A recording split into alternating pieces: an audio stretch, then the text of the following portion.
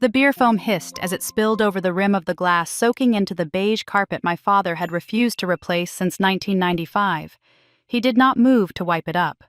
He did not blink. He just sat there in his recliner, the one with the worn armrests, his mouth slightly open, staring at the Zenith television set that had been his only companion for the last 3 years. On the screen, 8 million people were watching a woman in a white silk dress walk down an aisle. The woman looked like his late wife. She had his gray eyes. She had the same stubborn set to her jaw that he saw in the mirror every morning while shaving. The chyron at the bottom of the screen read simply, Gwen Holloway weds executive producer Reed Prescott. In his living room in Muncie, Indiana, the silence was absolute. My father's hand was frozen in midair, the glass tipping further, the cheap domestic beer pooling around his slippers. He was watching his daughter get married on live television. He was realizing in real time that his threat to cut me off had finally spectacularly been accepted. I wasn't angry anymore. Thinking about it later, picturing the way his shoulders must have slumped, I didn't feel the rush of victory I thought I would. I just felt a quiet, heavy exhaustion. He looked small. He looked like a man who had gambled his pride against his daughter's need for love and lost everything. 72 hours earlier, I was just a woman sitting on a velvet sofa, foolish enough to think a text message could fix 8 years of silence. My name is Gwen Holloway, and for the last 8 years, I have been the face Chicago wakes up to. I am 40 years old. I have a Peabody Award on my shelf, a salary that would make my father choke, and the ability to look into a camera lens and make 2 million strangers feel like I am talking only to them. But on Tuesday morning, I was just trying to get through the hallway without screaming. The air in the WGN studios always smelled the same, a mix of hairspray ozone from the hot lights and the dark roast coffee that kept the production team alive. It was 5:30 in the morning. My heels clicked a steady rhythm on the linoleum, a sound that usually made me feel powerful. Here the world bent toward me. Here I wasn't the daughter who left. I was the anchor who stayed. "Morning, Gwen," Danny called out from behind camera 2. He was adjusting the focus, a new picture of his daughter taped to the side of the lens. "Danny," I said, pausing to look at the photo.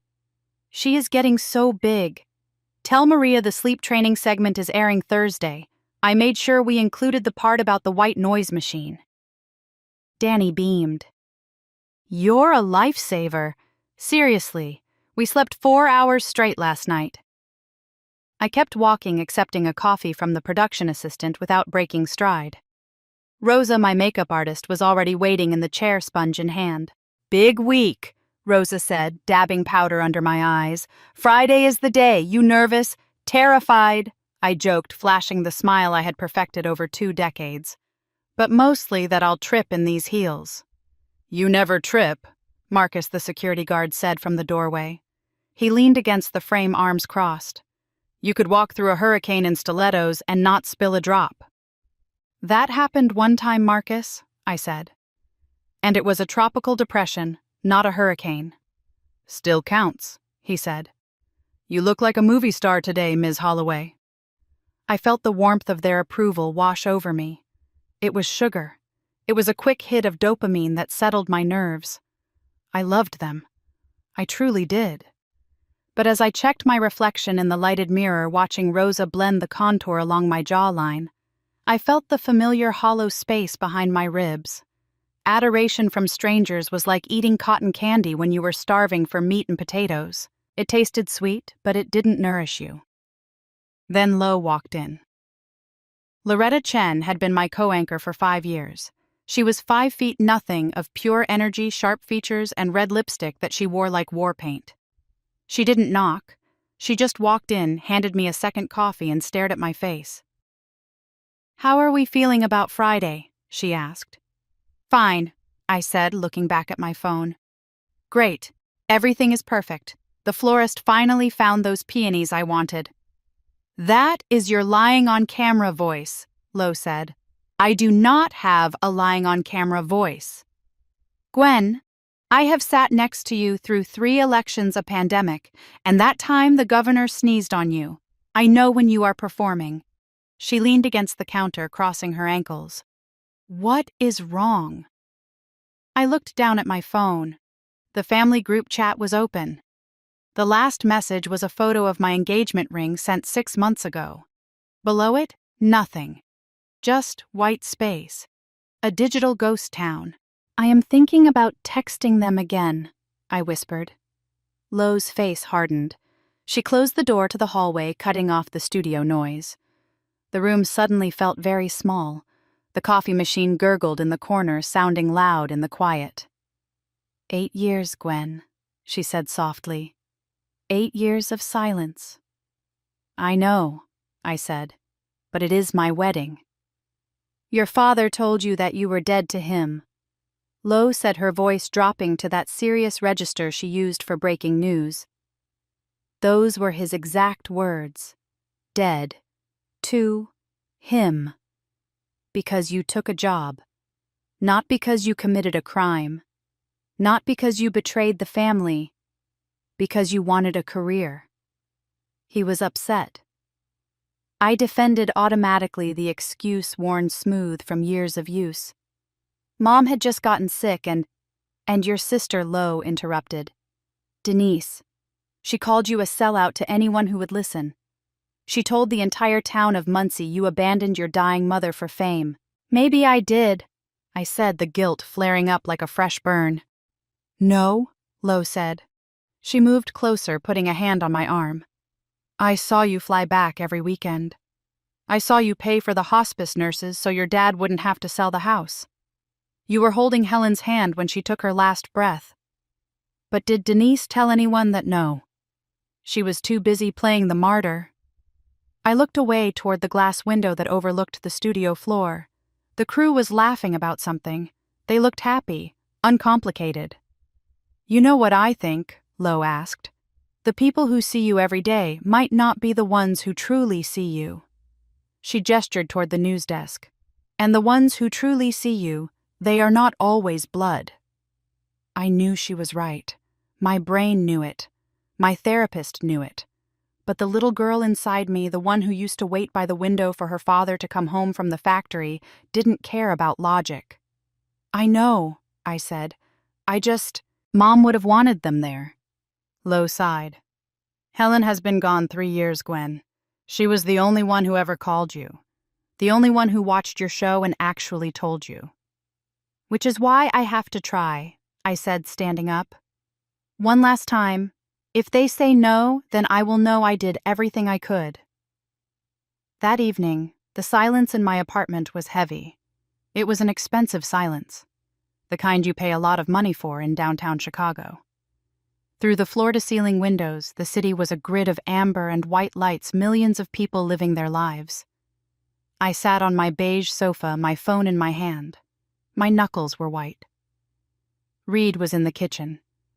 I could hear the rhythmic thud of his knife against the cutting board. He wasn't trying to fix this. He wasn't telling me what to do. He was just chopping vegetables, letting me know he was there. I opened the chat. I typed, "Hi everyone. My wedding is this Friday and I would really love. Too eager." I deleted it. I typed, "I know it's short notice, but Reed and I are getting married on. Too apologetic." Why was I apologizing? I deleted it. My thumb hovered over the keyboard.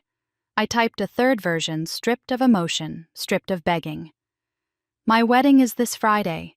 Would love to see you all. It is in Chicago. I can send details if you are interested."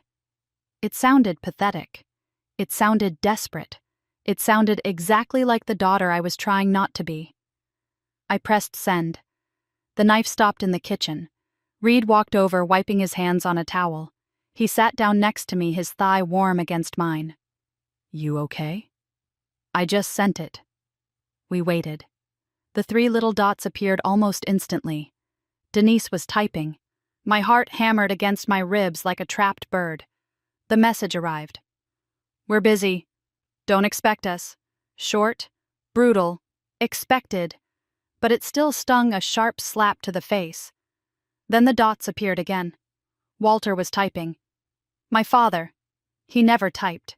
He hated text messages. He said they were for cowards. The message popped up. Stop being so dramatic. You always want attention. The words blurred on the screen. Stop being dramatic. You always want attention.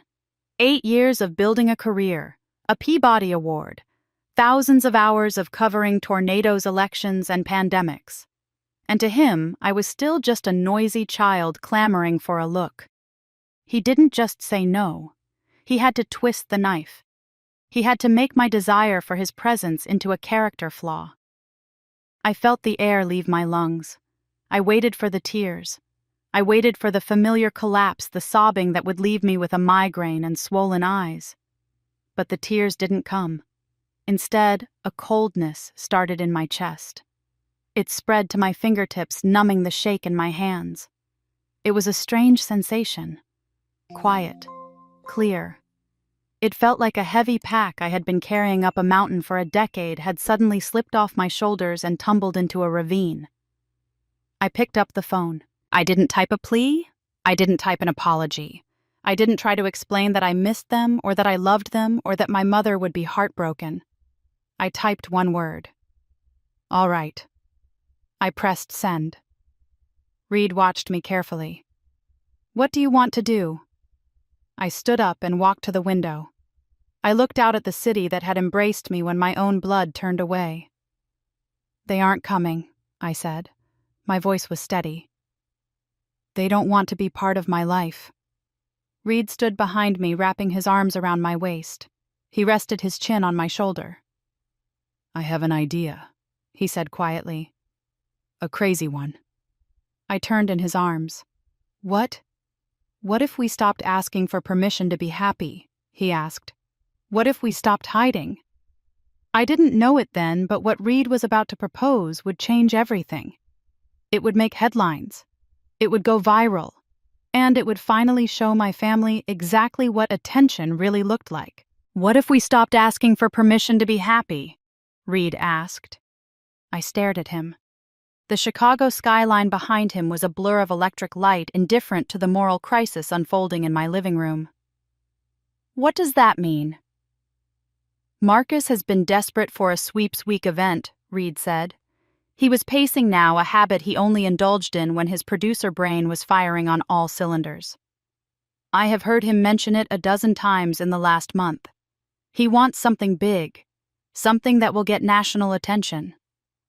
Marcus? I asked, my voice flat. The station manager who thinks a cat stuck in a tree qualifies as breaking news. He wants ratings, Gwen. And what if we give him something, a primetime special? A live wedding. Your wedding. I let out a laugh that sounded more like a jagged piece of glass hitting the floor. I stood up and walked away from him, needing to put physical distance between myself and the absurdity of his suggestion. You want me to turn my wedding into content? I asked, turning back to face him. Into ratings. Reed, my father, just accused me of being an attention seeker. If I do this, I am proving him right. It feels like I am screaming, "Look at me, I don't need you," through a megaphone. Is that so bad? Reed asked softly. It is petty, I said. It is childish. It is letting the people who actually love you witness your happiness, he interrupted.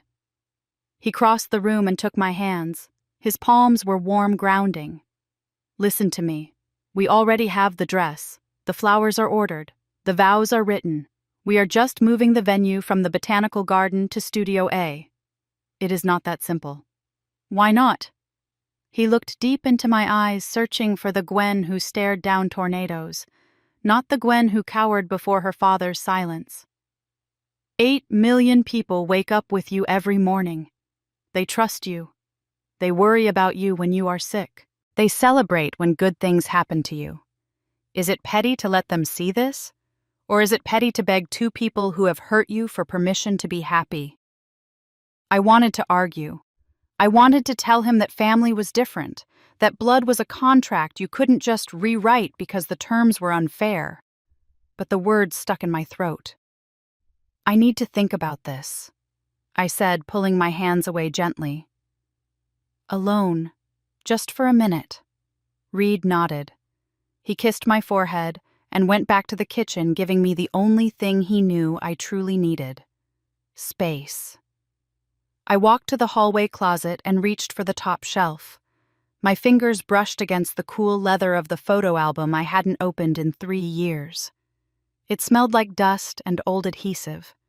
I carried it to the living room, but I didn't sit on the couch. I sat on the floor, crossing my legs, feeling small in the vast, empty room. I opened the cover. The first photo was from 2008, me at 22, sitting at my first news desk in Muncie. I looked terrified. My blazer was 2 sizes too big. But Mom was standing behind me, her hand resting heavily on my shoulder, literally holding me up. She was beaming. On the back, in her looping cursive, she had written, "My girl on TV, so proud. Love, always Mom." I turned the page. My college graduation. Mom was crying, a tissue pressed to her nose. Dad stood next to her, stiff in his one good suit, looking at the camera as if it were a weapon pointed at his chest. I turned another page. Thanksgiving 15 years ago. The table was crowded with food. I was laughing at something, my head thrown back. And there at the edge of the frame, Walter Holloway was almost smiling. When did it all go wrong? It wasn't one moment. It was 1,000 small erosions. A missed call here, a sharp comment there. A career choice that took me further and further from the factory life he understood and respected. I closed my eyes and I could hear my mother's voice. It was a memory from 3 years ago, just weeks before the heart attack took her. We were on the phone. "Gwenny? I am just saying your father watches every morning," she had said. "He sets his coffee at 6 o'clock sharp. Then why won't he call me Mom?"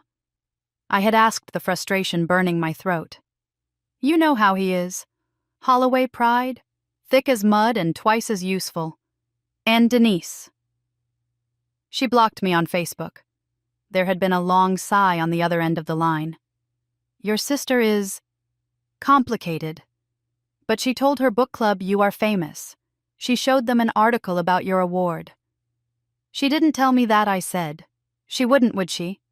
That would be admitting she is proud of you. And then she would have to admit she is jealous." "Mom, why can't you just make them?" Honey, Mom had cut me off, her voice dropping to a whisper. "I have been trying for 40 years. Some walls don't come down because you ask nicely. Some walls only come down when someone stops knocking and starts living their life so loud the walls vibrate." I opened my eyes and looked down at her smiling face in the photograph. My mother had always spoken in riddles. But sitting on my floor with the Chicago lights casting long shadows across the room, the riddle finally made sense. If Mom were alive, she would be at the wedding. She would drag Walter by his ear if she had to. She would fix this. But Mom was gone, and I was done knocking on walls that wouldn't open. I closed the album. The sound was final, like a gavel striking wood. I reached for my phone to close the group chat to delete the evidence of my earlier begging, but as my thumb hovered over the screen, a notification popped up. Facebook. Denise had tagged me in a post. My stomach turned over. I knew I shouldn't look. I knew nothing good ever came from a notification that started with my sister's name. I looked anyway. The post wasn't private. It wasn't just for her friends. The little globe icon was visible right under her name. Public. Denise wanted the world to see this. Some people will do anything for attention. The post began, followed by an eye roll emoji. My sister texted today wanting us at her wedding, on a Friday. Like normal people don't have jobs. Like we can just drop everything and fly to Chicago because she decided to get married on a random weekday. But hey, when you are a TV person, everything revolves around you, right? I am just saying. Family is about showing up, not about demanding everyone rearrange their lives for your convenience. Below the text, she had added hashtags. Family first. Attention seeking, just saying. 43 people had liked it. I scrolled down to the comments. So selfish. Good for you for standing up, Den one stranger wrote. TV people are the worst. All ego wrote another. Your sister sounds exhausting, to be honest. 43 people agreed that I was selfish. 43 people who had never met me. 43 people who only knew the version of Gwen Holloway that Denise had constructed out of jealousy and resentment. I felt a presence behind me. Reed was reading over my shoulder. She tagged it public, he said quietly. I see that. She wanted to humiliate you. She succeeded. No. Reed said, his voice hardening into something sharp. She exposed herself. She just doesn't know it yet. My hands started to shake. But it wasn't the trembling of a wounded child anymore. It wasn't sadness. It was something else. It was something hot and volatile waking up in my blood. For 8 years, I had carried the guilt. For 8 years, I told myself I was the problem. I left. I broke the family. I chose strangers over blood. But this post... Denise had just told 400 Facebook friends that I was attention-seeking for the crime of inviting my own family to my wedding. Not private criticism, public mockery. She was using my name to buy sympathy from strangers. I stood up. I felt my spine straighten, felt my jaw set. The tears that had threatened to spill over retreated, burned away by the heat rising in my chest. You know what? I said, turning to face Reed. Denise is right about one thing. Reed weighted his eyes watchful. I am a TV person. I looked down at the photo album on the floor. My mother's face smiled up from the open page, frozen in time, forever proud. Mom spent 40 years keeping peace with people who didn't deserve it, I said. I am not going to spend 40 more. I looked at Reed. My voice was steady. It surprised even me. Call Marcus. Tell him we are doing the broadcast. Reed's eyes widened slightly. You are sure? Denise wants to talk about attention. I'm going to show her what attention really looks like. I looked at my phone one last time. The Facebook post, the laughing emoji, the smug hashtags. What she doesn't know is that 2.3 million people are about to see that post, I said. I smiled. It wasn't my TV smile. It was something sharper, something dangerous. And they won't be laughing with her. The broadcast was happening. In 3 days, 8 million people would watch me get married. Including, though I didn't know it yet, the 2 people in Indiana who said they were too busy to attend. The following morning, the conference room at WGN felt like the cockpit of a rocket ship seconds before ignition. The walls were glass, offering a panoramic view of the Chicago skyline that looked sharp enough to cut you. Marcus Reeves, our station manager, was pacing the length of the long mahogany table. Marcus never paced. He was a man who usually sat very still in expensive Italian suits and let his silence do the negotiating. Today, however, he was vibrating with energy. This is gold, Gwen, he said, gesturing with a Mont Blanc pen. Pure gold. He stopped at the head of the table, looking at me with the kind of hunger usually reserved for exclusive interviews with fleeing felons. America's favorite anchor gets her happy ending, he said, framing the words in the air with his hands. The promos write themselves. We will do a career retrospective. We will pull the footage from the tornado coverage where you shielded that child, the clip of you accepting the Peabody, the pandemic broadcasts from your living room. Marcus, I said, trying to keep my voice even. We will have a countdown clock, he continued, ignoring me. We will interview the governor. We will get human interest pieces on the florist, the caterer, the dress designer. Marcus, I said louder this time. He stopped. He blinked, looking at me as if he had forgotten I was a person and not just a piece of intellectual property. It is still my wedding, I said. Not a product launch. The room went quiet. The 3 junior producers at the end of the table stopped typing on their tablets. Reed was sitting next to me. He didn't speak immediately. He just placed his hand on the table, a calm, heavy anchor in the room. What Gwen means, Reed said, his voice low and measured, is that this has to feel real, not produced, not staged. The reason people love her is because she is genuine. If we turn this into a circus, we lose the audience, and we lose the point. Marcus softened. He sat down buttoning his suit jacket. "I know," he said. "I am sorry. I get carried away." He leaned forward, resting his elbows on the polished wood. "But listen to me, Gwen. 8 million people watch you every morning. They know you. They have seen you at your best and your worst. When you had the flu and powered through the 6 a.m. block, when you cried on air after the school shooting. They trust you." I looked out the window at the city. Millions of strangers. Trust. It was a strange word to apply to people I would never meet. But he was right. They did trust me. They invited me into their kitchens while they buttered their toast. They let me ride along in their cars during the morning commute. They had stayed with me for 8 years, which was more than I could say for the people who shared my last name. "So we are doing this?" Marcus asked. I looked at Reed. He nodded a barely perceptible dip of his chin. "We are doing this," I said. The room erupted. It was instant chaos. Phones were pulled out, schedules were opened, and the machinery of a major broadcast began to turn. Lo was going to officiate. She had been ordained online as a joke 3 years ago, but now she was terrifyingly serious about it. Under the table, Reed squeezed my hand. "You okay?" he whispered. "I think so," I said. "I think I am finally done waiting." 300 miles away in Muncie, Indiana, the sun was just beginning to touch the frost on the front lawns. I wasn't there, but I knew the rhythm of that house better than I knew my own heartbeat. At 6 o'clock sharp, the coffee maker in my father's kitchen would hiss into life. It was programmed from the night before because Walter Holloway did not believe in wasting time in the morning. He would shuffle from the bedroom to the kitchen in the worn slippers my mother had given him 2 Christmases before she died. The house would be silent. Not the expensive, insulated silence of my high-rise, but the settling, creaking silence of a home that had lost its center. He would pour the coffee.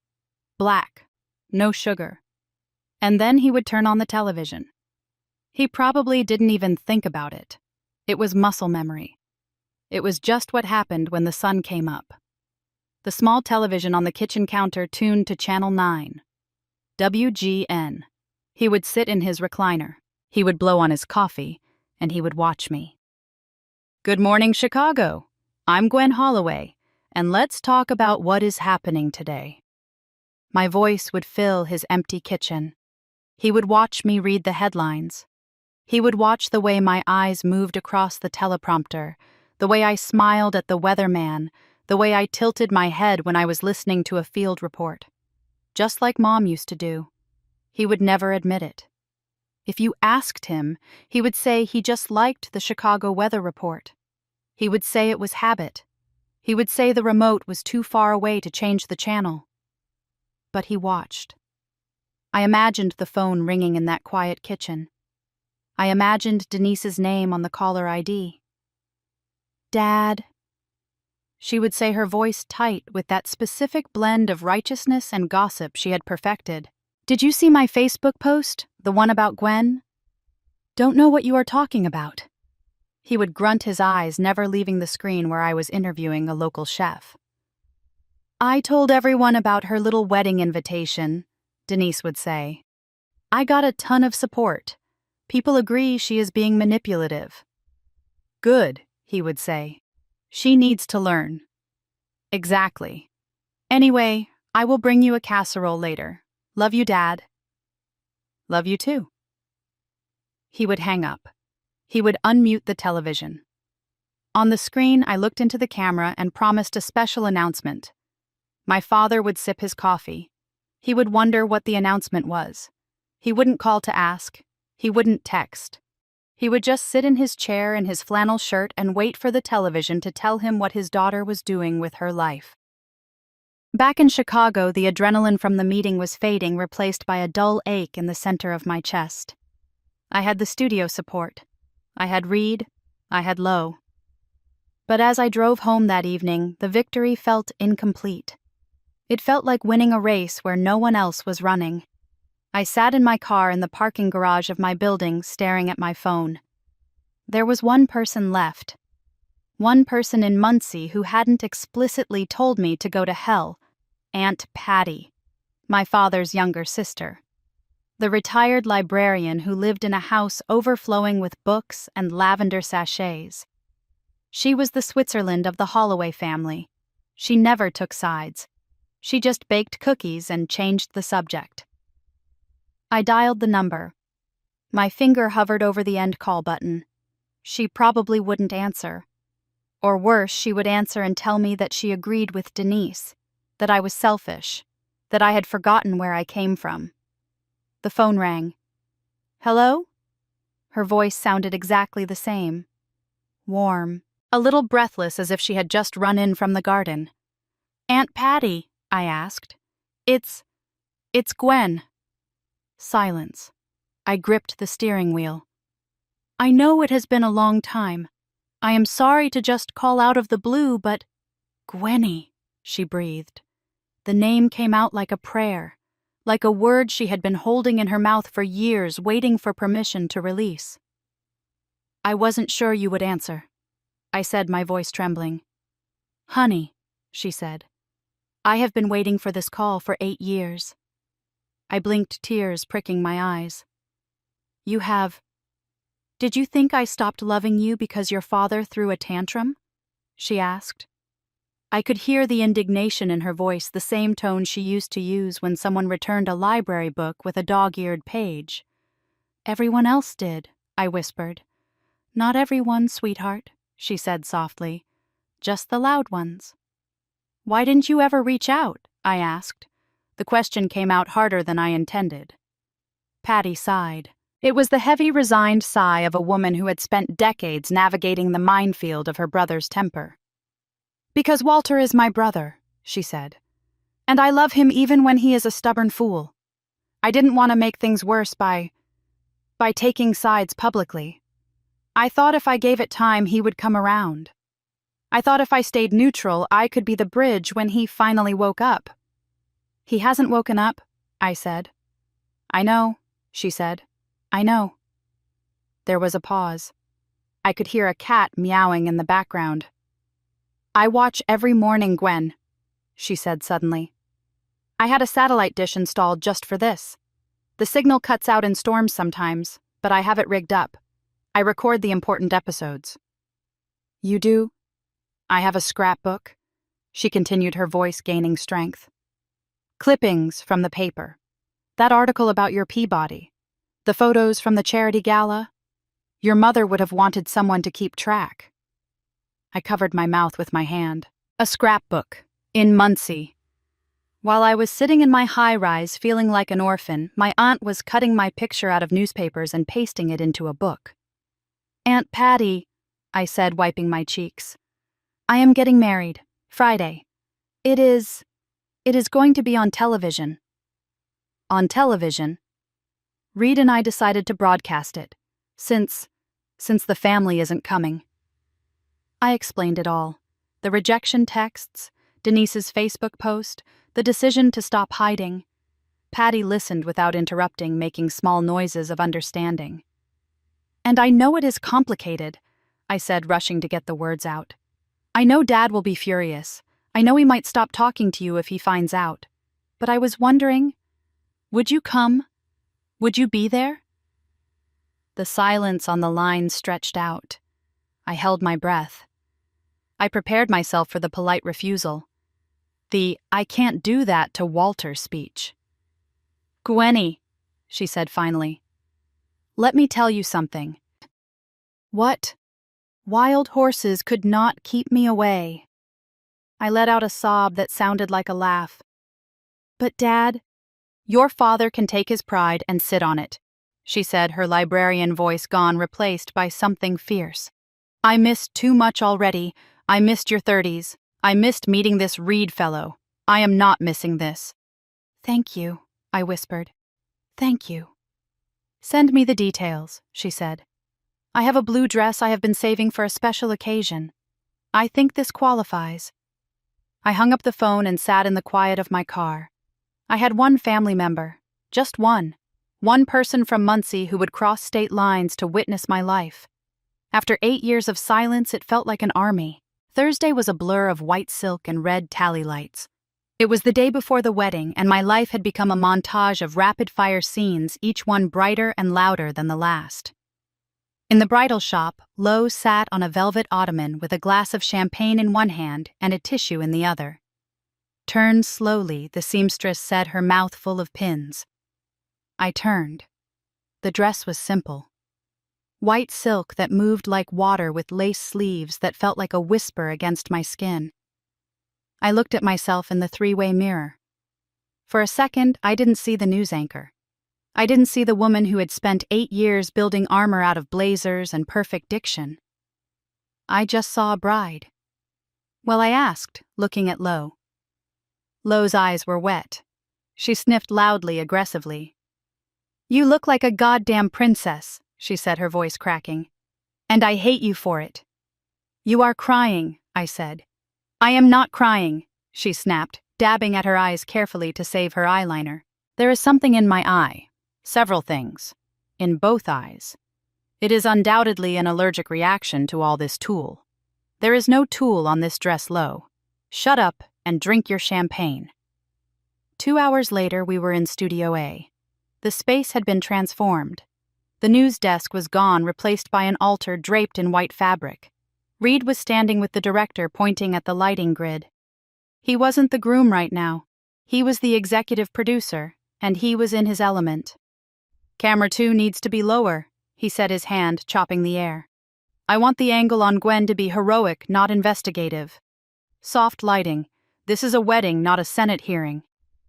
"What about audience reaction shots?" the director asked. "Minimal," Reed said.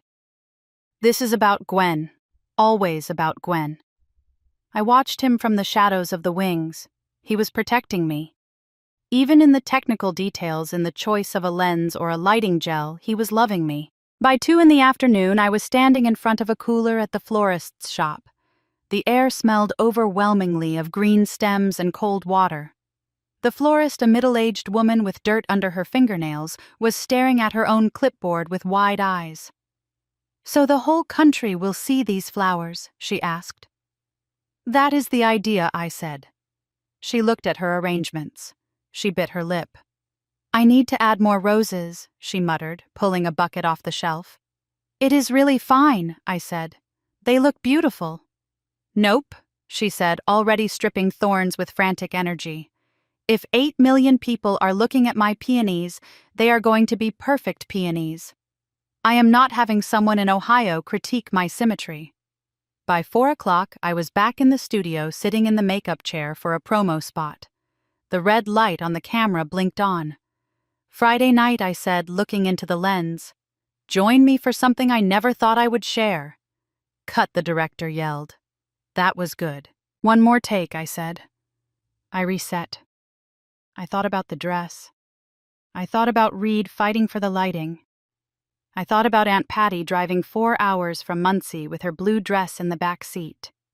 "Friday night," I said, and my voice dropped an octave, grounding itself in something true. "Join me for the happiest moment of my life."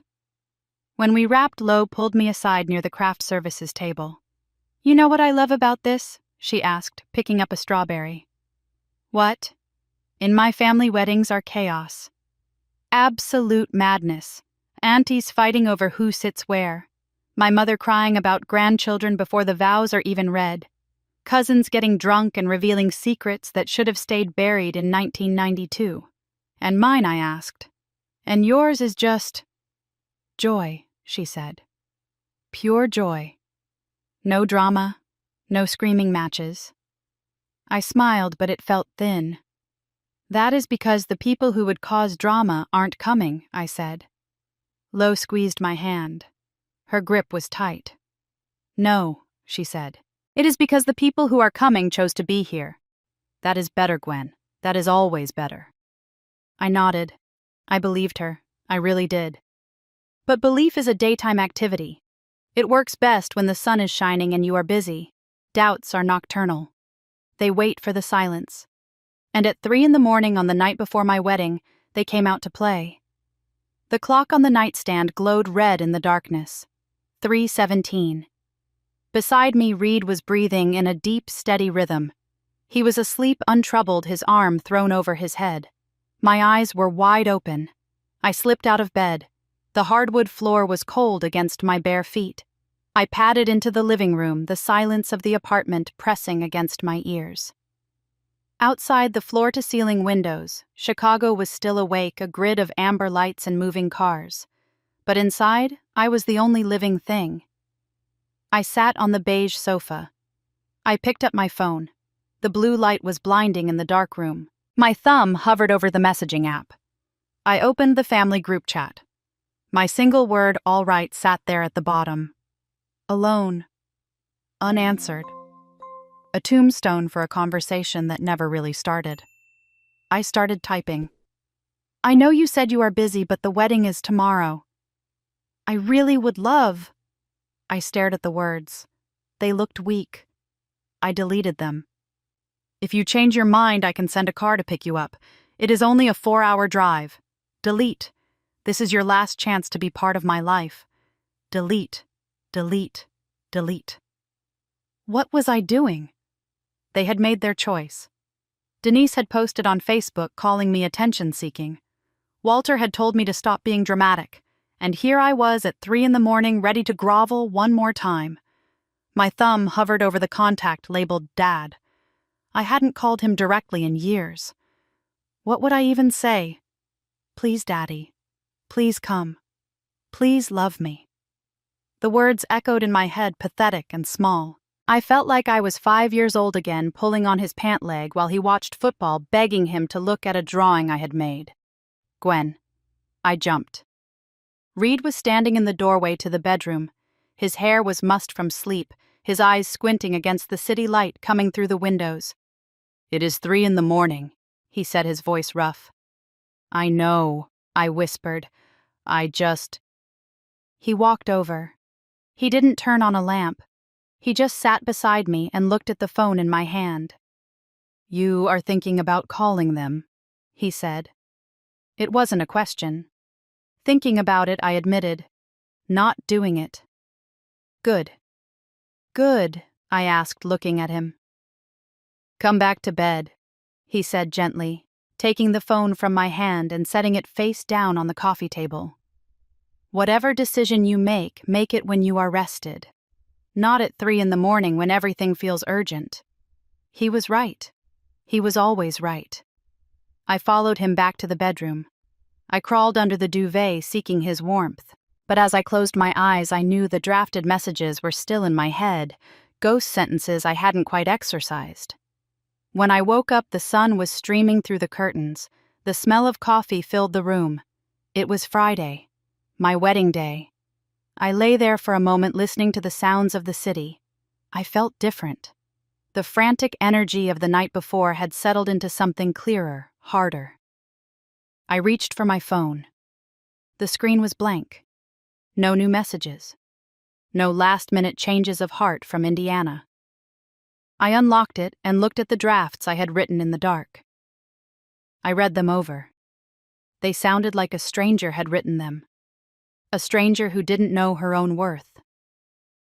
Slowly, deliberately, I deleted every single one. I walked into the kitchen. Reed looked up from the stove, a spatula in his hand. He smiled, but his eyes were searching mine, looking for the cracks. "You look different," he said. "I feel different," I said. "Good different. I am not going to reach out again," I said. Reed set down the spatula. He turned off the burner. He gave me his full attention. "Not because I don't care," I continued, my voice gaining strength, "but because every time I reach out, I am telling myself that their approval matters more than my happiness." "And does it?" he asked. I walked over to the shelf where I kept the framed photo of my mother. She was smiling, that bright, unguarded smile she only wore when she didn't know Walter was watching. "Mom would want me happy," I said. "She wouldn't want me begging." "So tonight," Reed asked. "Tonight," I said, turning to face him, "I marry the love of my life, in front of millions of people who chose to witness it." I set the photo back down. "And that is enough," I said. "That is more than enough." Reed crossed the kitchen in 2 strides. He wrapped his arms around me, burying his face in my neck. "I am so proud of you," he whispered. For what I asked. "For choosing yourself," he said. Finally. In 6 hours, the broadcast would begin. 8 million people would watch me say I do. Including, though I didn't know it, the 2 people in Muncie who said they were too busy to attend. The green room hummed with a frequency that I had never felt before. It wasn't the manic, caffeine-fueled energy of a Tuesday morning breaking news segment. It was something heavier, denser. The air smelled of professional-grade hairspray and the expensive lilies that Reed had insisted on filling the dressing room with. I stood in front of the full-length mirror. My dress was white silk, simple and devastatingly elegant, moving around my legs like poured cream. My hair was swept up, exposing the line of my neck. My makeup was flawless, designed to withstand high-definition cameras and emotional breakdowns. I looked like a bride. I felt like a woman standing on the edge of a cliff, waiting for the wind to change. Through the thin walls, I could hear the muffled chaos of the production team, the director barking orders about camera 3, the murmur of the live audience settling into their seats. There were 500 people out there, and millions more beyond the red tally lights. The door opened. Lo swept in. She was wearing a sharp charcoal pantsuit and her signature red lipstick. She looked like she was about to negotiate a hostage release, which, in a way, she was.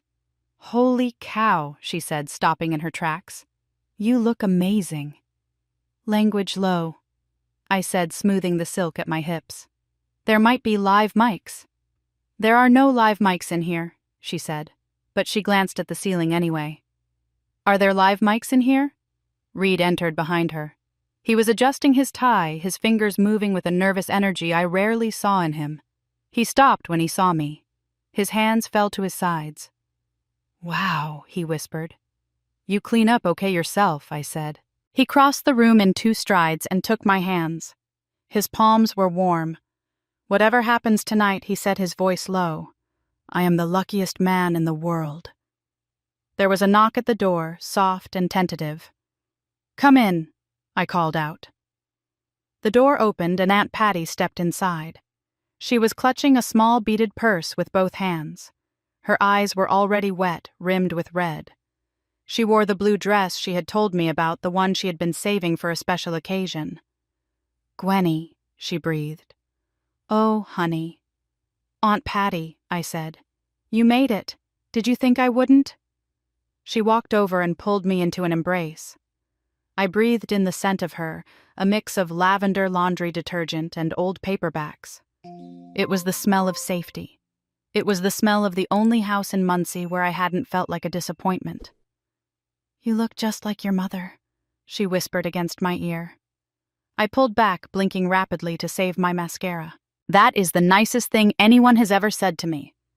5 minutes to air, the producer's voice crackled through the intercom. "Places everyone." Lo handed me my bouquet. It was heavy with white roses and peonies.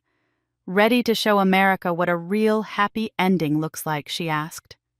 I took a breath. Then another. I looked at Reed. I looked at Patty. I looked at the reflection of the woman who had spent 8 years waiting for permission to be happy. "Let's do this," I said.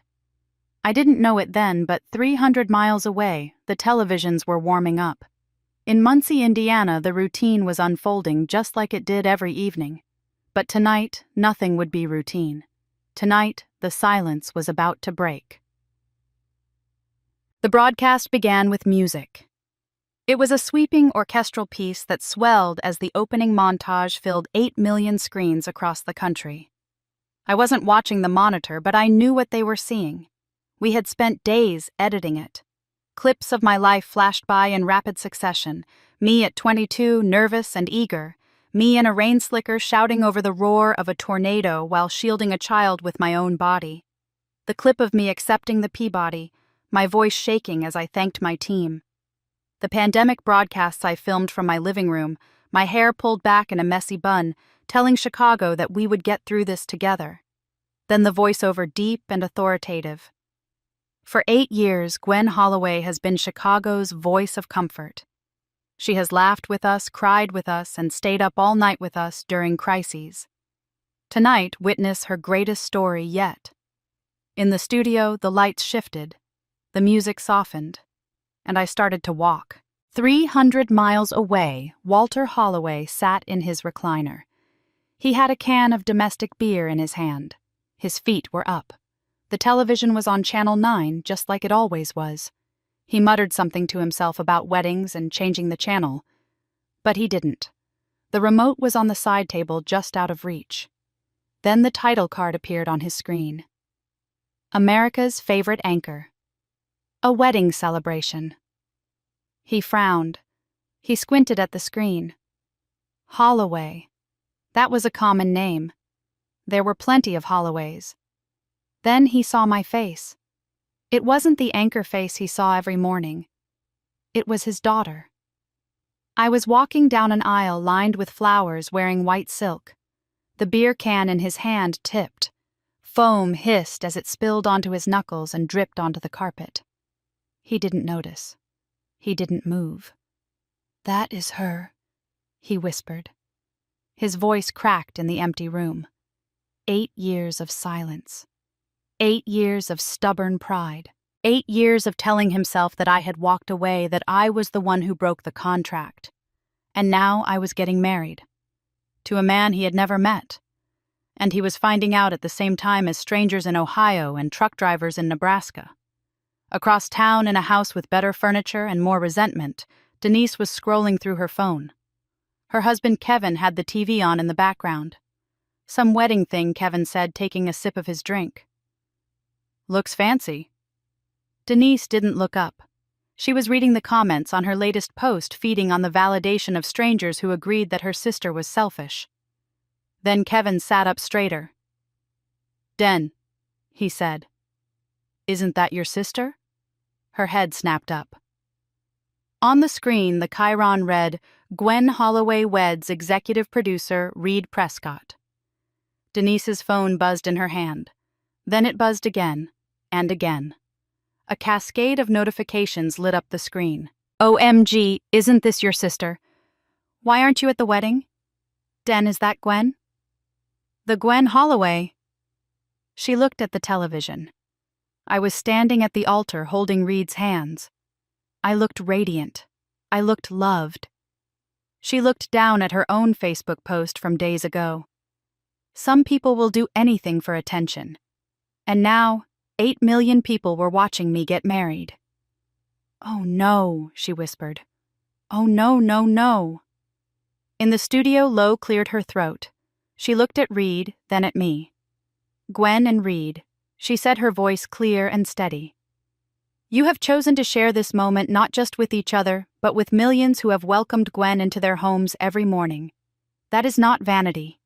That is family, the family we choose." I looked at Reed. The studio lights faded away. The cameras disappeared. It was just him. "I do," I said. "In Indiana."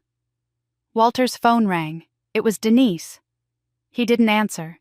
He couldn't look away from the screen. His daughter was married now, and he was sitting alone in the dark. Payback.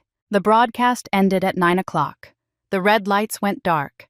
The studio erupted in applause, real applause, from the 500 guests who rose to their feet. I didn't check my phone. I had turned it off before the ceremony. I wanted one night, just one, where I wasn't tethered to the world. But in Indiana, the world was crashing down. Denise's hands shook as she dialed our father's number for the 3rd time. The phone rang and rang. Finally, he picked up. What he said. His voice was flat, unrecognizable. "Dad, Denise," said her voice rising in panic. "Are you watching?" "I watched," he said. "What do we do?" she asked. Silence stretched on the line, heavy and suffocating. "Dad, say something. What is there to say?" "She didn't tell us it was going to be on TV." Denise said, her words tumbling out fast. "She just said wedding. We thought what Denise Walter asked." His voice was hard now, sharp. "We thought she was just some woman in Chicago nobody cared about. We thought she was making a big deal out of nothing. I didn't. Denise trailed off. You posted on Facebook that she was attention-seeking, Walter said.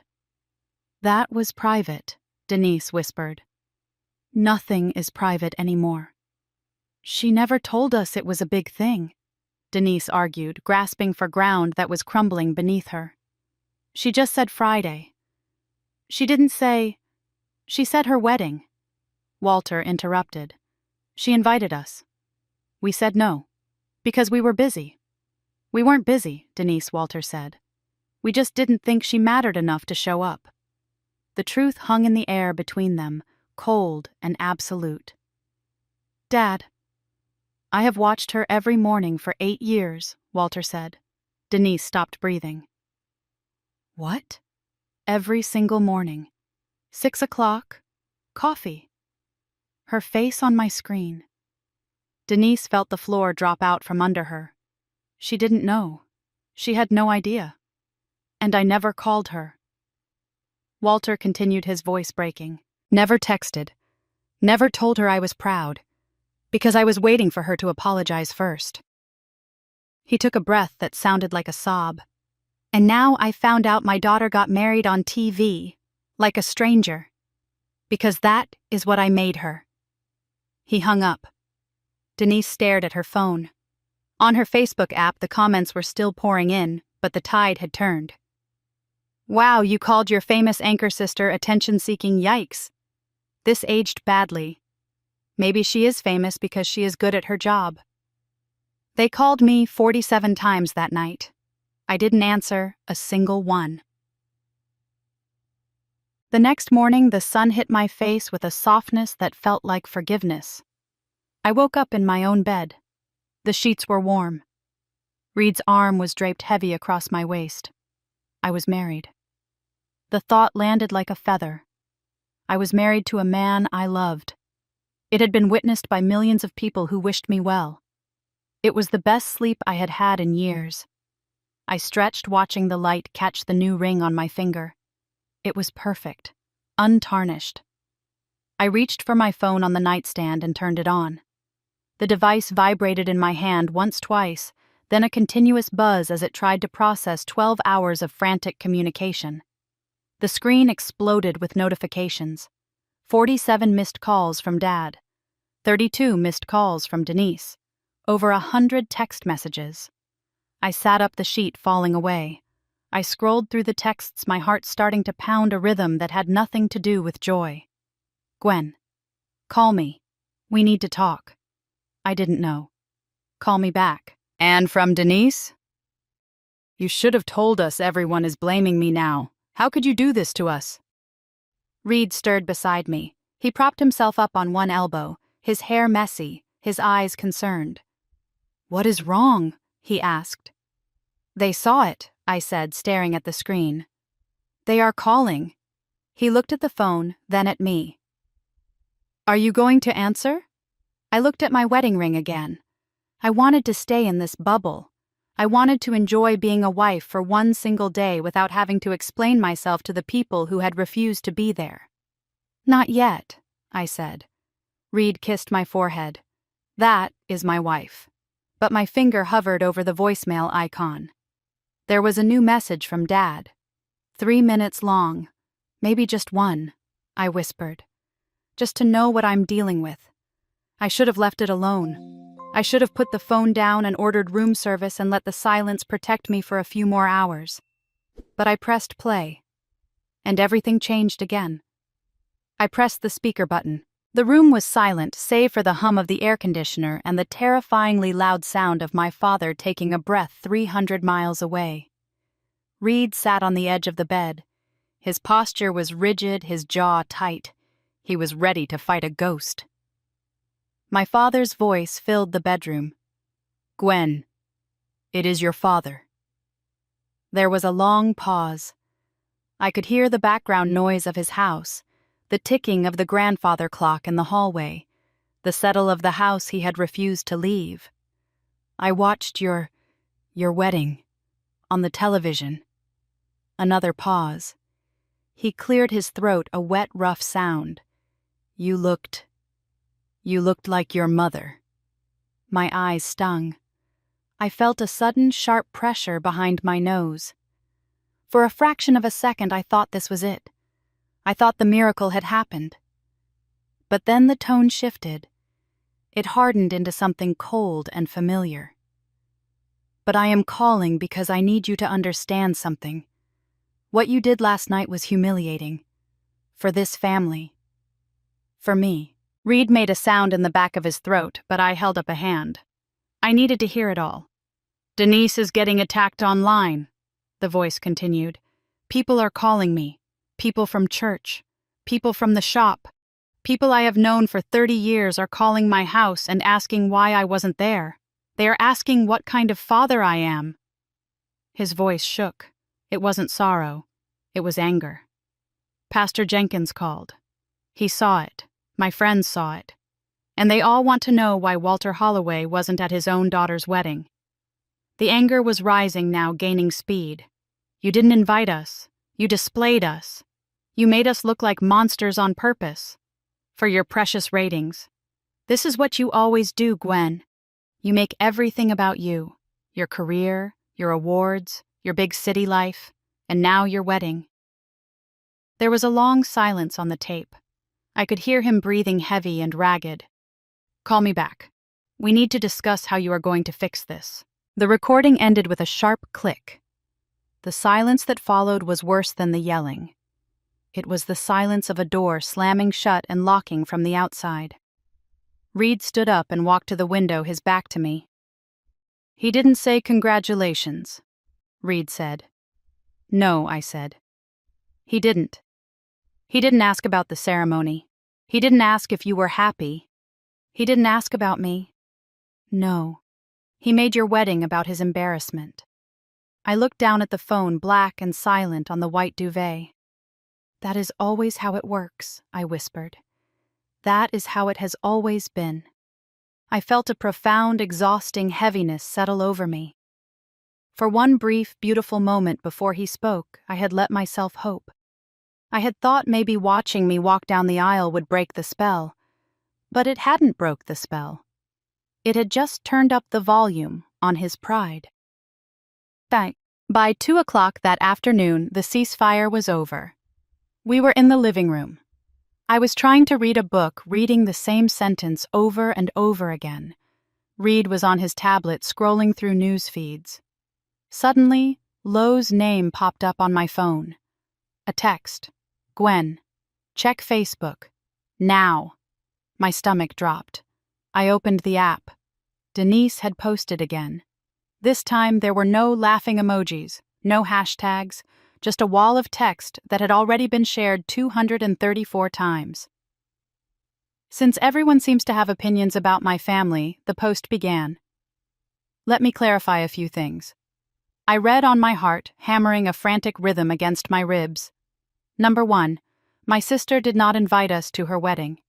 She sent a text, 3 days before, with 0 details, no travel information, no accommodation offers, just Friday in Chicago. Number 2, she never mentioned it would be a televised event. She never mentioned it was going to be a special. If we had known, we might have tried harder to make arrangements. Number 3, my sister has not spoken to our family in 8 years. Her choice. She left. She didn't look back. And now she wants to play the victim on national television. Number 4. Real family doesn't humiliate each other for ratings. Real family doesn't use their platform to make others look bad. I am done protecting her image. The world saw the wedding. Now see the truth. I lowered the phone. The comments were a battlefield. Both sides always have a story one person wrote. 3 days' notice is pretty short, wrote another. Maybe the TV sister is the problem. This is getting messy and I am here for it. Someone added with a popcorn emoji. Reed took the phone from my hand. Stop reading. She is turning people against me, I said. I felt sick, physically sick. She is trying, Reed said. He tossed the phone onto the couch cushion. She has 800 likes. You had 8 million viewers. The narrative is yours, Gwen. But she has my dad, I said. Reed looked at me. He opened his mouth to argue, then closed it. He had no answer for that. The sun was setting, casting long, bruised shadows across the apartment, when the phone rang again. I didn't recognize the number, but I knew who it was. I picked up. Gwenny Aunt Patty's voice trembled on the line. "I am in a mess." "What happened?" I asked, sitting up straighter. "Your father saw the photos," she said. "From the wedding. I am in them. The one of us hugging in the green room." "Oh no," I whispered. "Patty, I am so sorry. I never thought—" "He called me a traitor," she said. Her voice broke. "He said I chose fame over family." "That is not true," I said. "You know that isn't true." "I know what it isn't," she snapped, then softened immediately. "I know, but that is what he believes." There was a pause. I heard her blow her nose. "He told me if I stay in contact with you, I am not welcome at Thanksgiving," she said. "Or Christmas, or the 4th of July barbecue, or any family gathering." I closed my eyes. I could see my father's face, the set of his jaw, the absolute certainty of his own righteousness. "He is using the family as a weapon," I said. "That is what Holloways do, honey," Patty said. "We use love as leverage. We make people choose." "So what do we do?" I asked. I felt like a child again, asking the adults to fix the broken window. "I don't know yet," she said. "I need time to figure out how to navigate this." My heart stopped. Are you saying you might? I am saying I need time." "Gwen," she interrupted, "I am not abandoning you. I was at your wedding. I meant that. But I have also known your father for 64 years. He is my brother." She took a shaky breath. "I love you both. And right now, loving both of you is tearing me apart." We hung up. I sat there in the darkening room. Even the people who chose me were paying a price. I had wanted my day in the sun. But I had forgotten that sunlight casts shadows, and sometimes those shadows fall on the people you love most. It was 11 o'clock at night. The city outside was alive, but inside the air was stale and heavy. My phone sat on the coffee table like a bomb waiting to go off. It rang. The screen lit up. "Dad." Reed looked up from his book. He shook his head slowly. "Don't." But I had to. I needed to hear it. I needed to face the monster I had created. I picked up the phone. "Dad." "Gwen." The two syllables hung in the air, separated by 8 years and 300 miles. "I got your voicemail," I said, "and Denise's post." "Then you understand why I am upset," he said. His voice wasn't yelling anymore. It was cold, controlled. "I understand that you think I humiliated you," I said. "But Dad, I invited you. You said no. You sent a text," he spat. "A text, Gwen. Like we are strangers." "We are strangers, Dad," I shouted, standing up. "You made sure of that 8 years ago." Silence. "I watched you get married on TV," he said quietly. "Do you know how that feels? Finding out about my daughter's wedding from Channel 9? "You could have found out from me," I said, my voice shaking. "If you had ever answered the phone, if you had ever called back.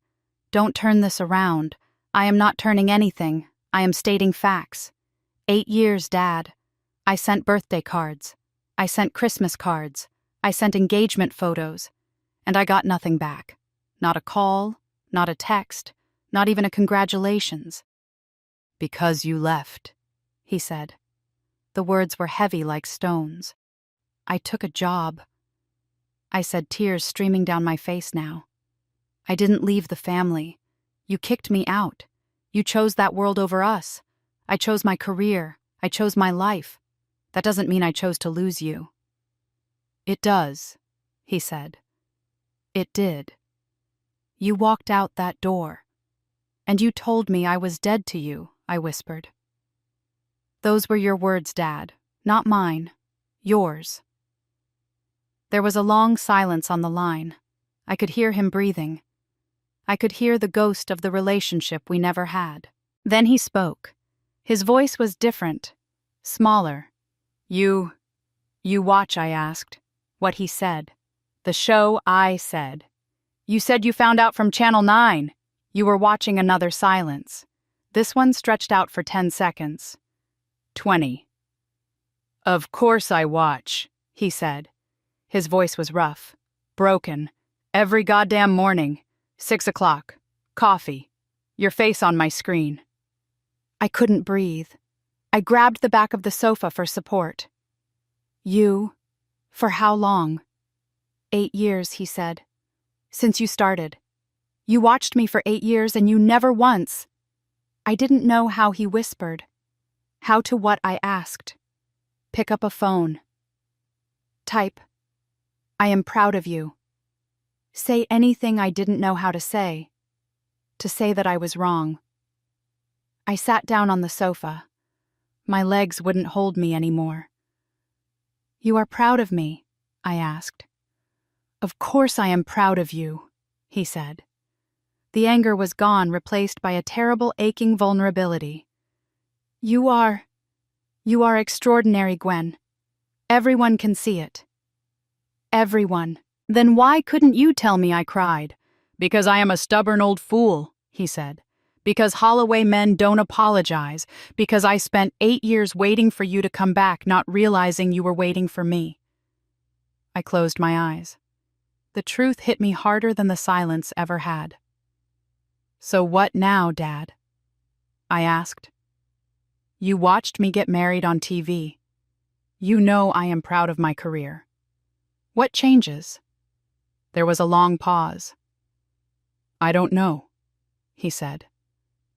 That is not good enough, I said.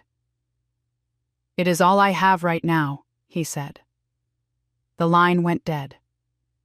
I stared at the phone. He watched. Every morning. For 8 years. He was proud of me. And somehow that made everything worse. Because now I knew the truth.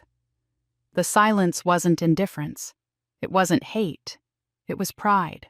His and mine. 2 stubborn Holloways waiting on opposite sides of a canyon, waiting for the other one to build the bridge. And neither of us had. Reed watched me from the chair. He didn't say anything. He knew there was nothing to say. I had won the ratings war. I had won the public opinion battle. But sitting there in the dark clutching a dead phone, I knew I had lost the only thing that actually mattered. The city of Chicago is never truly silent, but at 4 a.m. it breathes a different kind of quiet. It is a hollow metallic silence that amplifies every thought you are trying to ignore. I was sitting on the living room floor again. The expensive rug was rough against my bare legs. Beside me, the floor-to-ceiling windows were cold to the touch, separating me from the sleeping world outside. The photo album lay open in my lap. I wasn't looking at the pictures of my career this time. I wasn't looking for proof of my mother's love. I was staring at a Polaroid from 1986. It was my father. He was younger than I am now, his hair thick and dark, wearing a flannel shirt that looked brand new. He was holding a bundle of pink blankets. Inside the bundle was me 3 days old. He was beaming. It wasn't a polite smile for the camera. It was a raw, unguarded explosion of joy. He looked like a man who had just been handed the keys to the universe. He looked like he would tear the world apart with his bare hands if anything tried to hurt the small creature in his arms. I traced the curve of his smile with my finger. When did that man disappear, I had spent 8 years telling myself the story of a villain. Walter Holloway, the cold, unfeeling patriarch who chose his pride over his daughter. It was a good story. It was a clean story. It made me the hero. It made my success a righteous victory against the odds. But looking at that photo in the blue light of the pre-dawn, the story started to crack. I thought about his voice on the phone. I didn't know how to say I was wrong. He wasn't a villain. He was just a man who had been taught that feelings were a weakness. He came from a line of men who worked in factories and drank cheap beer and buried their hearts so deep they forgot where they put them. And me, I looked at my reflection in the dark window. I had spent 8 years waiting for him to break. I had waited for him to call. I had waited for him to apologize. I had waited for him to validate my choices so that I could finally feel okay about them. "Stop being so dramatic," he had texted. "I am just like him," I whispered to the empty room. I was doing the exact same thing. I was keeping score. I was using my silence as a weapon. I was waiting for him to cross the bridge first because I was too terrified to take a step without a guarantee that I would be met halfway. We were two stubborn Holloways standing on opposite sides of a canyon, screaming into the wind and wondering why we couldn't hear each other. I closed the album. The sound was soft, but in the quiet room it felt like a door opening. The tears came then. They weren't the angry, hot tears of the last few days. They were slow and heavy. I wasn't crying for the father I didn't have. I was grieving for the time we had both wasted. 8 years of mornings where he watched me on a screen because he couldn't face me in a room. 8 years of awards I won that he celebrated in secret. I wiped my face. The sun was starting to bleed gray light into the sky over the lake. Maybe it was too late. Maybe the damage was structural, the foundation too cracked to hold any weight. But I knew one thing for certain. I couldn't keep waiting for him to be the bigger person. He didn't know how. He didn't have the tools. I did. 3 hours later, the coffee shop on the corner was loud with the Sunday morning rush. The grinder whirred aggressively, and the air smelled of roasted beans and wet raincoats. Lo slid into the booth opposite me. She took one look at my face and didn't even bother with a greeting. "You look like hell," she said, unwrapping a biscotti. "Thanks," I said, wrapping my hands around my mug for warmth. "I feel like it too." I told her everything. The voicemail, the late-night phone call, the confession that he had been watching every single morning for 8 years. "He watches Lo," I said, staring at the swirl of milk in my coffee. "Every day. He is proud of me. He couldn't say it." Lo chewed her biscotti slowly. She looked out the window at the passing traffic, her expression unreadable. "My grandfather was the same," she said finally. I looked up. "Your grandfather who built the bakery?" "The same. First-generation immigrant. Worked 3 jobs his whole life until his back gave out. He never said I love you. Not once. Not to my grandmother, not to my mom, not to me. My mom spent her whole childhood thinking he didn't care about her, that she was just another mouth to feed." "What changed?" I asked. "He got sick," Lo said. "It was fast. The last week of his life he couldn't speak anymore. But he held my mom's hand. Every day. For hours. He just wouldn't let go.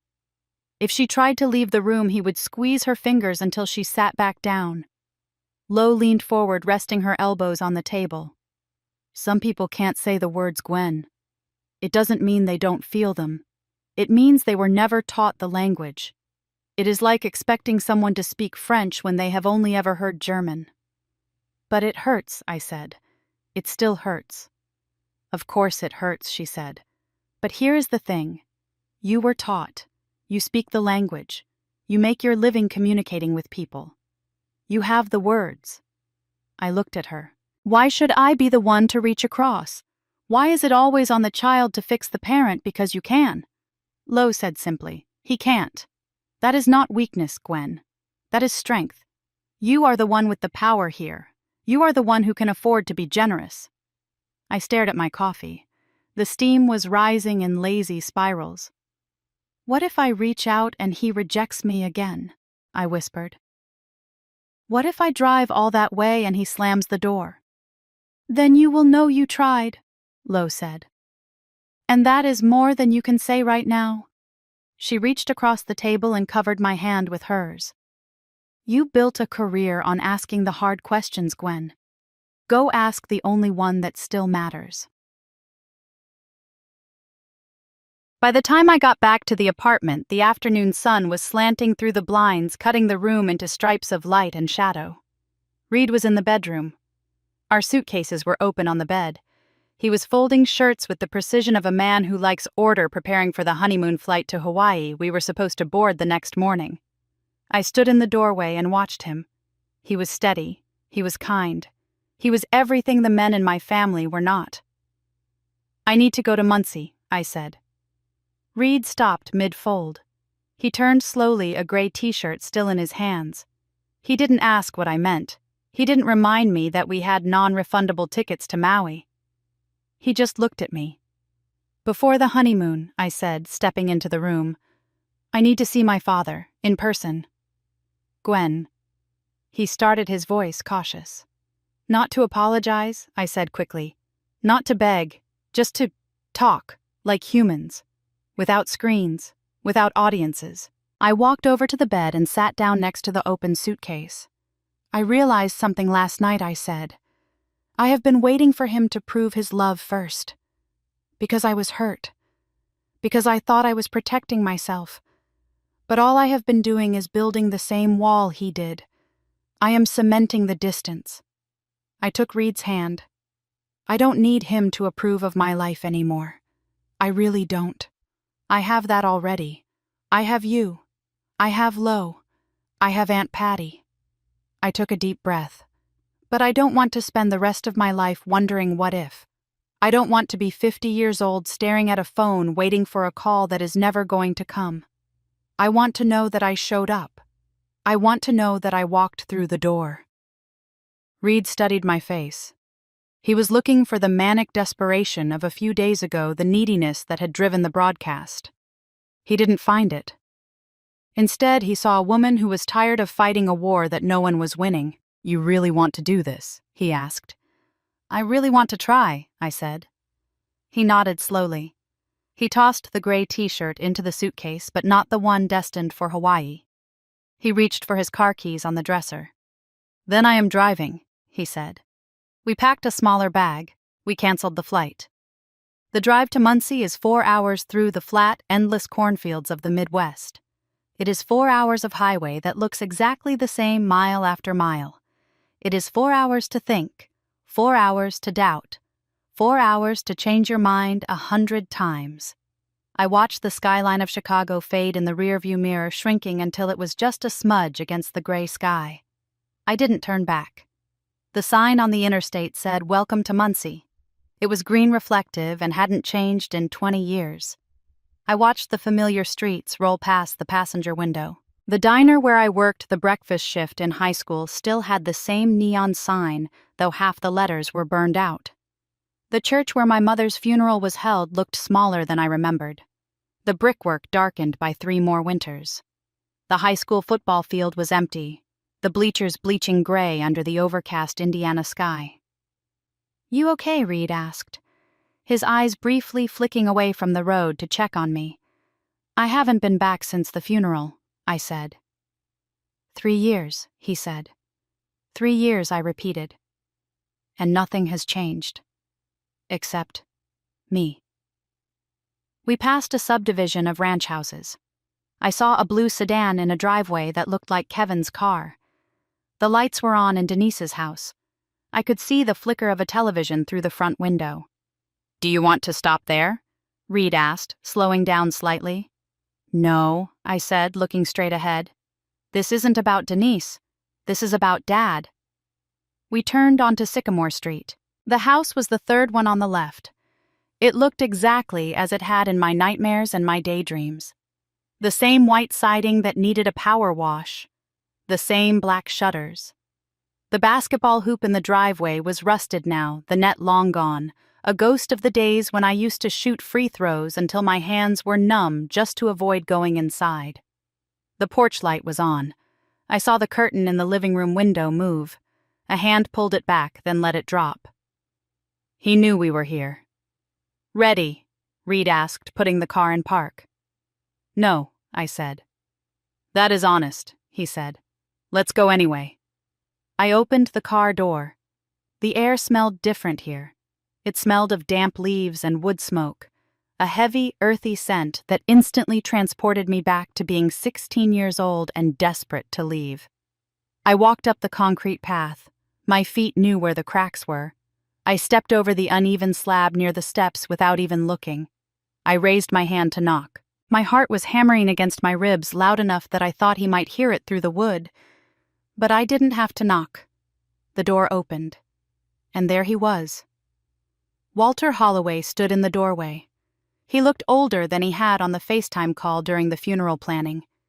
His hair was thinner, more white than gray now. He was wearing a flannel shirt tucked into jeans that hung a little loose on his frame. He looked smaller. He looked afraid. Behind him, I could see the glow of the television. It was muted. "Gwen," he said. "Dad." We stared at each other.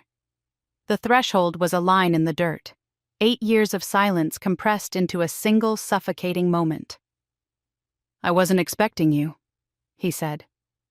"I know," I said. "Can I come in?" He hesitated for a fraction of a second, then stepped aside. I walked into my childhood home. The smell hit me first. It was a mix of the Irish Spring soap my mother always bought in bulk and the acrid, burnt smell of my father's cheap coffee. It smelled like 1995. Reed waited in the car. We had agreed on this. This was a conversation that couldn't have an audience. I walked into the living room. I sat on the beige couch, avoiding the spot where the spring was broken. Walter sat in his recliner. We fell into our positions like actors in a play we had performed 1,000 times. I looked around the room.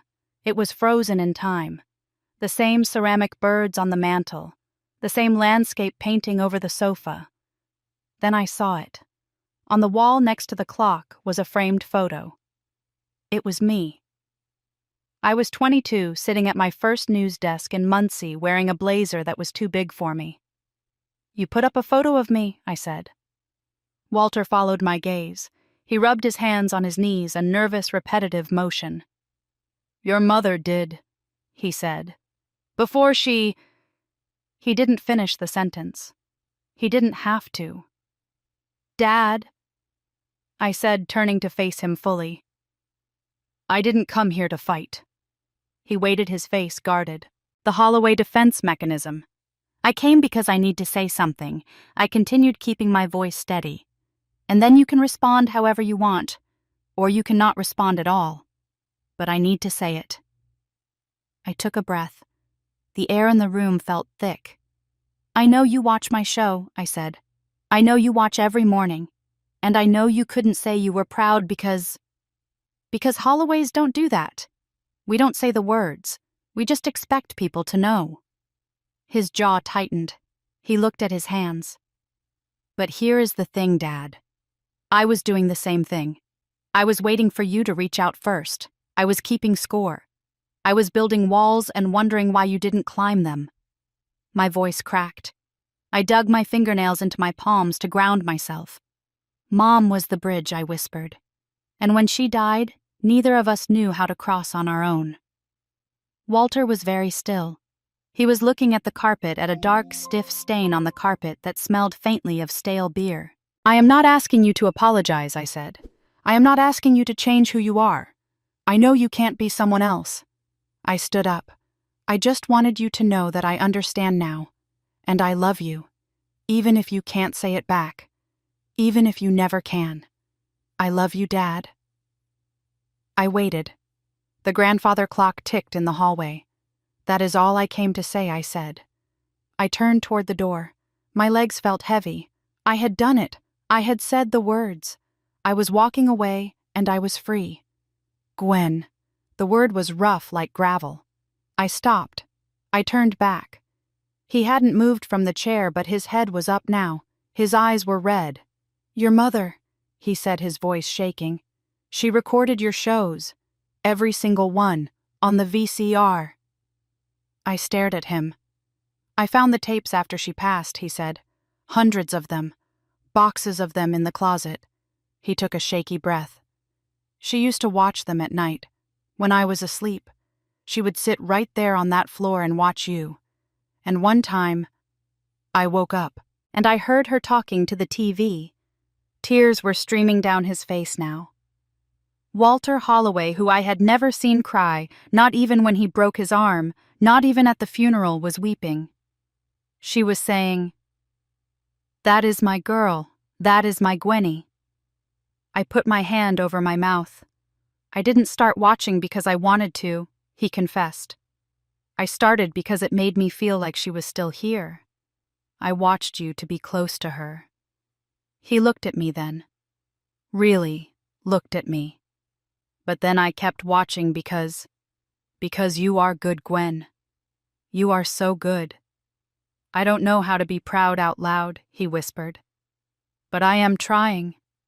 I crossed the room. I didn't think about it. I just moved. I hugged my father for the first time in 8 years.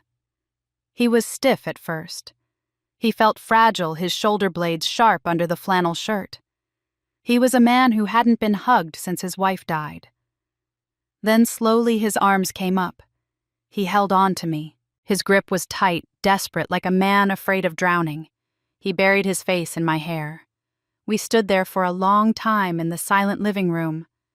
No words. Just presence. Just two stubborn people finally putting down their armor. It wasn't a movie ending. The past didn't disappear. The hurt didn't vanish. But the silence was broken. A knock at the door made us pull apart. We wiped our faces. Walter blew his nose on a handkerchief from his pocket. I smoothed my hair. "Come in!" Walter called out, his voice thick. The door opened and Aunt Patty walked in. She was holding a foil-covered casserole dish with oven mitts. Her eyes were red as if she had been crying in her car before coming to the door. "Figured if Gwen was coming you might need backup," she said, marching into the room. Walter looked at his sister, the sister he had threatened to exile from the family only 48 hours ago. "Patty," he started. "Don't patty me, Walt," she said. She set the casserole down on the coffee table with a definitive clunk. "You have been a stubborn fool for 8 years. But so has she." She looked at me, her eyes softening. She pulled me into a hug that smelled of lavender. "You did it, honey," she whispered. "You reached first." The door opened again. Reed stepped inside, looking tentative. Walter straightened up. He wiped his face one last time and extended a hand. "You are the husband," he said. "Yes, sir," Reed said, taking his hand. "You take care of her?" Walter asked. He looked Reed up and down, sizing him up with a father's protective instinct I didn't know he possessed. "Every day," Reed said. Walter studied him for a long moment. He nodded. Good. It wasn't warm. It wasn't welcoming. But it was a start. Patty clapped her hands. "I am making coffee. We are all going to sit down like civilized people and eat this tuna noodle casserole, and we are not going to talk about Facebook." Walter almost smiled. It was a small thing, a twitch of the corner of his mouth, but it was there. I looked around the room. Denise wasn't there. I didn't ask about her. I knew she wouldn't come. Some bridges take longer to build. Some might never be built at all. But tonight in this living room with the faded carpet, 3 out of 4 Holloways were together. And that was enough. For now, that was everything. We stayed until midnight. We ate the casserole. We talked about the weather. We talked about Aunt Patty's cats. We skirted around the big, painful things, but we were in the same room. The next morning, Reed and I drove back to Chicago to catch a delayed flight to Hawaii. 1 week later, I was back at the WGN studio. It was 5:50 in the morning. The studio was freezing, just like always. Danny was behind camera, too. Rosa was waiting with her makeup brushes. I sat in the chair. Lo slid in next to me. "Ready?" "Mrs. Prescott," she whispered. I smiled. I felt lighter. The weight I had carried in my chest for 8 years had shifted. It wasn't gone, but it was transformed into something I could carry. "Always," I said. The floor director counted down. 3, 2, 1. The red tally light blinked on. We were live. "Good morning, Chicago," I said into the camera. "I am Gwen Holloway." I paused. I smiled. A real smile. "Prescott. I am Gwen Holloway Prescott, and I am happy to be home." 300 miles away in a kitchen in Muncie, Indiana. Walter Holloway sat in his recliner. His coffee was black, his feet were up. The television was tuned to Channel 9. He watched his daughter change her name on live television. He picked up his phone. He opened his text messages. He typed slowly, his thick fingers hunting for the letters on the small screen. My phone buzzed on the anchor desk. I glanced down during the commercial break. New message from Dad. "Good morning." That was all. 2 words. I touched the screen. I used to think family was the people who had to love you, the ones who shared your blood, your name, your history. I thought it was a contract you signed at birth. Now I know better. Family is the people who choose to see you, who tune in every morning even when they can't say why, who drive 4 hours to watch you work, who text good morning when they don't have the words for anything bigger. 8.2 million people watched my wedding. But the only viewer who really mattered, he was always watching. He just didn't know how to say it. And now, neither of us has to. The red light came back on. I looked into the lens. "Let's get to the news," I said. And in Muncie, my father took a sip of his coffee, and for the first time in 8 years, he didn't feel the need to pretend he wasn't proud. The silence that sat between Gwen and her father for 8 years wasn't unique to the Holloway family. You probably know that silence. You might have it sitting in your own call log right now next to a name you haven't dialed in months or years. It is the silence of 2 people who are desperately waiting for the other one to blink first. It is the standoff where we confuse stubbornness with strength and where we mistake protecting our pride for protecting our hearts. We tell ourselves that we are holding a boundary. We say, "I won't reach out until they apologize," or "I am done being the only one who tries." And sometimes that is valid. Sometimes boundaries are necessary for survival. But often, just like with Walter and Gwen, that silence isn't about safety. It is about a lack of translation. We get so fixated on how we want to be loved with grand speeches, specific apologies, and public declarations that we miss the way we are being loved. Walter couldn't say, "I'm sorry." He didn't have the vocabulary for it. But he could watch Channel 9 every single morning at 6 o'clock. He could keep a photo on the wall. He could text, "Good morning." The tragedy of their 8 years apart wasn't a lack of love. It was a failure to recognize that love sometimes speaks in a dialect we don't immediately understand. It speaks in tuna noodle casseroles brought by aunts who refuse to take sides. It speaks in a 2-word text message after a decade of quiet.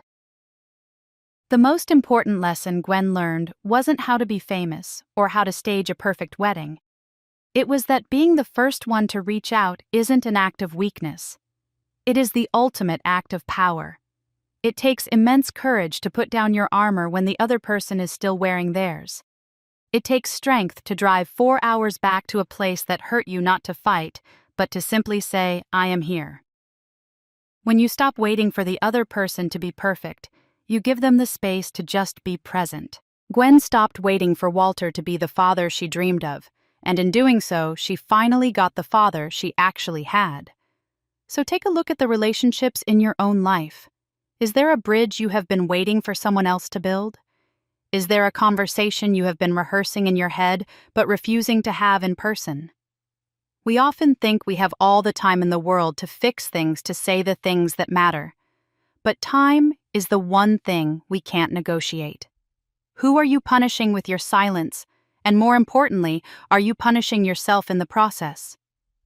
Maybe you have a Denise in your life, someone who isn't ready to meet you in the middle, and that is okay. You can't save everyone. But maybe you have a Walter. Maybe there is someone who is watching from the sidelines, proud but paralyzed, just waiting for you to unlock the door. Don't wait for the perfect apology. Don't wait for the movie moment. Life is messy and forgiveness is often quiet. It looks like a cup of coffee shared in an old living room. It looks like answering the phone even when you are scared. It looks like deciding that being connected is more important than being right. Who do you need to text today? Who needs to hear, "I'm just checking in," or "I was thinking about you"? It doesn't have to be a long letter. It doesn't have to be a confrontation. Sometimes it just starts with, "Good morning," and sometimes those two words are enough to change everything.